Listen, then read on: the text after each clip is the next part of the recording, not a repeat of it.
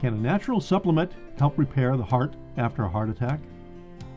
According to a new study released by Redox Biology in September 2019, taking vitamin E immediately after a heart attack helps the damaged heart. The antioxidant and anti-inflammatory qualities of vitamin E can protect the heart tissue damaged by the heart attack. According to Dr. Wallert, as there is currently no drug available that can reduce the cardiac damage caused by overshooting inflammation after reopening a blocked coronary artery, the potential impact of our findings on cardiovascular health would be significant. Hey, thanks for checking out my channel, Living for Great Health.